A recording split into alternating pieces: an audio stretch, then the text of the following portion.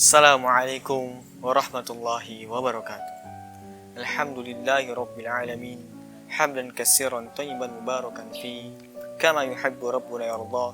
Wassalatu wassalamu ala nabiyil karim wa ala alihi wa sahbihi wa man sara nahjihi bi ihsan ila yaumiddin wa ba'd.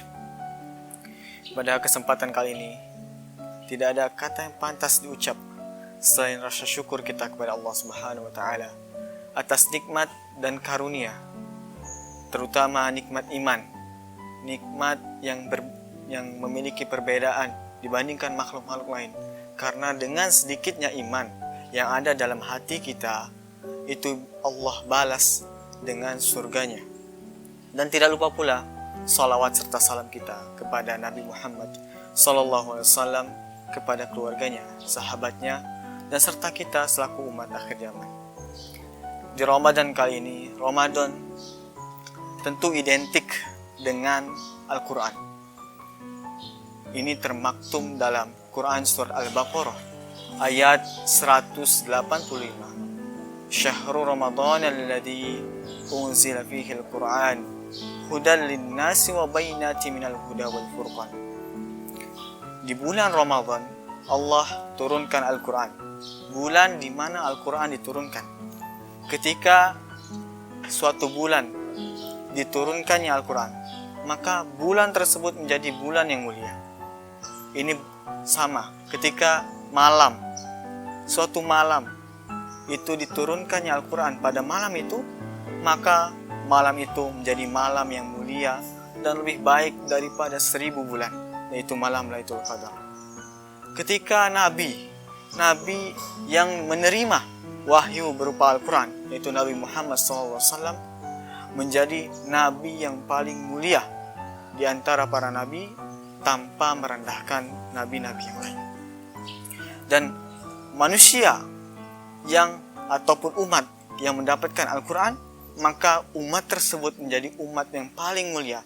Ini korelasi dengan hadis Nabi, yaitu khairukum man ta'allama al-Quran wa 'allamah. Sesungguhnya orang yang paling sebaik-baiknya di antara kalian adalah orang yang mempelajari Al-Quran dan mengamalkan. Ini saking luar biasanya efek Al-Quran dalam hidup kita.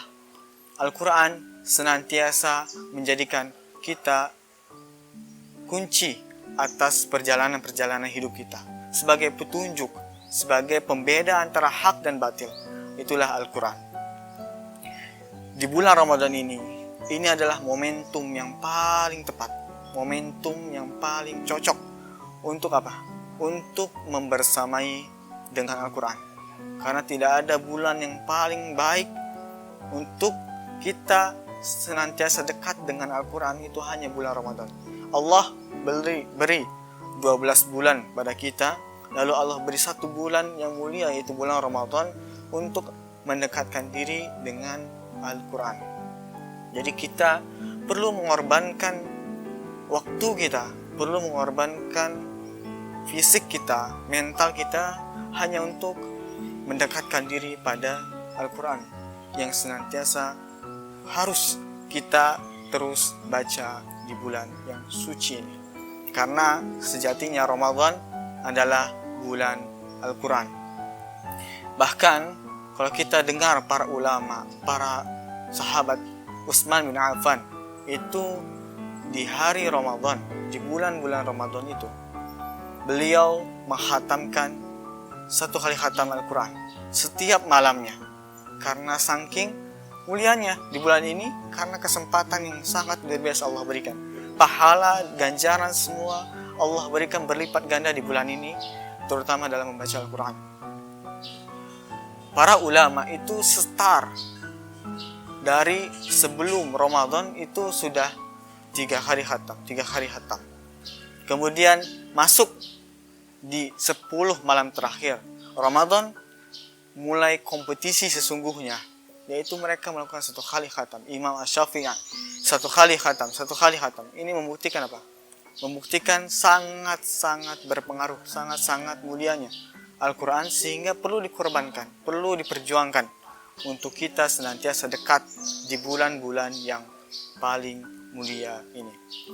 Jadi sahabatku dimanapun Anda berada saat ini, mari kita senantiasa dekat dengan Al-Quran, dekat dengan kitabnya Allah Subhanahu wa Ta'ala.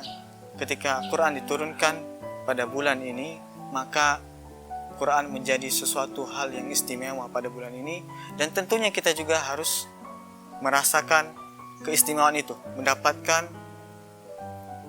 bulan ataupun hari yang mana dilipat gandakan semua amalan kebaikan termasuk membaca Al-Quran.